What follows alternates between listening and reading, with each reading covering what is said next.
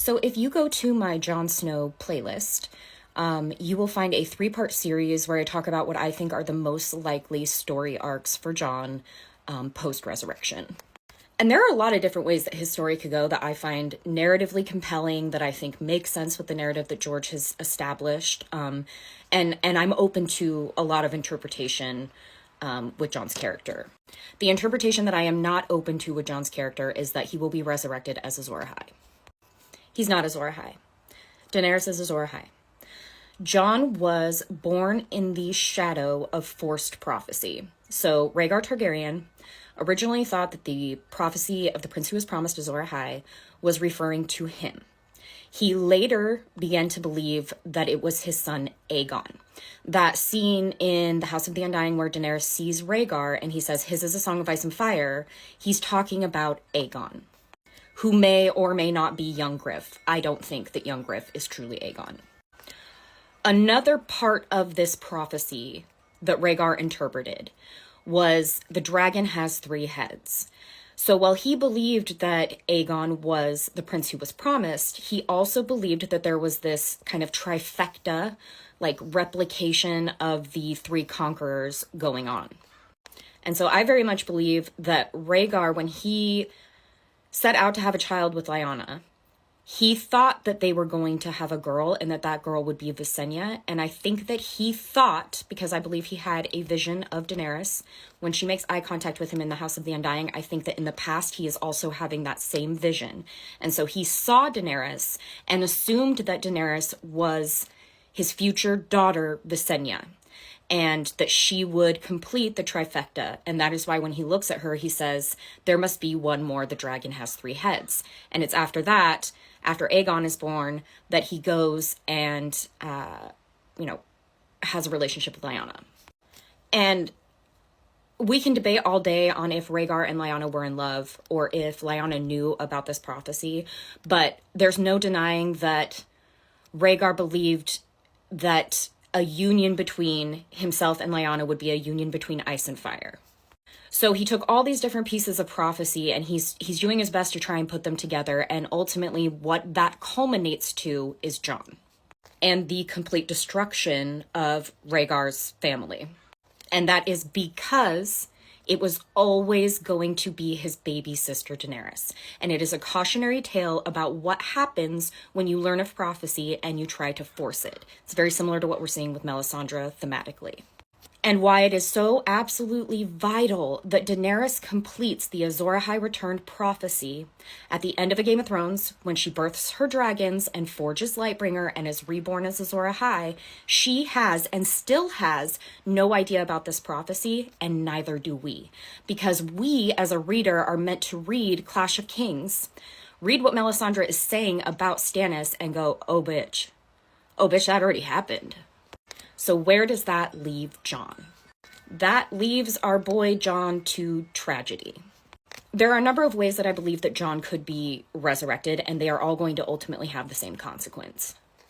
Should Melisandre be the one to resurrect him, I believe that she will absolutely use a sacrifice because this is in line with Melisandre's character. It's in line with the magic that she learned in Ahai. She believes that only death can pay for life, same as Miri. And she just so happens to have this baby that Jon swapped, so that's going to bite him in the ass. And I very much think that that baby, the baby that is supposedly Mance Rayder's baby, but is actually Gilly's baby because Jon is responsible for that baby swap and it's not something he felt good about doing, it's going to come back and bite him in the ass.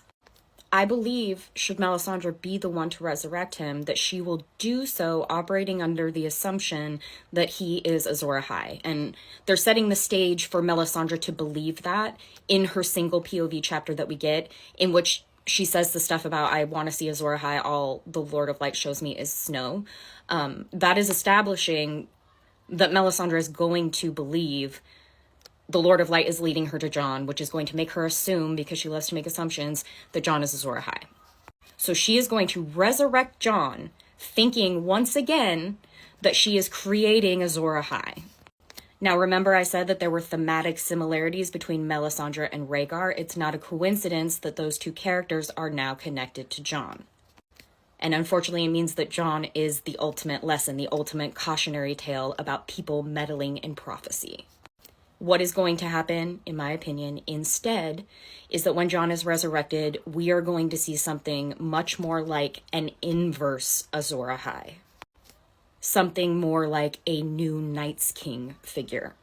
I am not saying that Jon will be evil, but I am saying that he's going to take a dark turn. He's going to wake the ice dragon, so to speak, metaphorically within himself. He's going to be very wolfy after that time that he spent in Ghost. He's going to be very fucking upset about his lack of agency, both in being murdered and then being brought back. The man is not going to be happy, and he's got his eyes set on Winterfell. Remember when he was like, death and destruction for House Lannister? He's going to be like that times 10.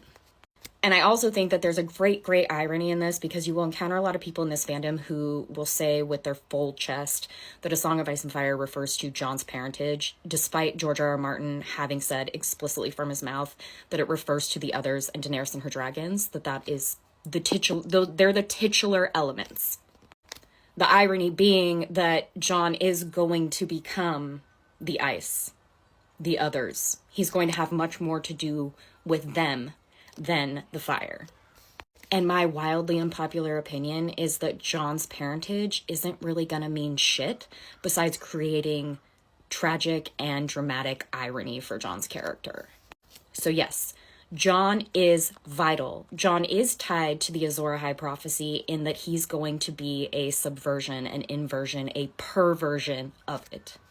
And please don't comment on my comments and say, Stannis makes more sense as the new Night's King, because, like, I sort of see where you're coming from, but the new Night's King was very likely a Stark, and it doesn't thematically make sense for a Baratheon to magically become the new Night's King. I also don't adhere to Jon being the last hero. I think it is so clear that Bran is the last hero. Because you certainly would not expect a crippled boy to be the last hero. But he is the only one who even knows that the children exist at this point. And one of the key points of the last hero is the relationship that he forges with the children of the forest.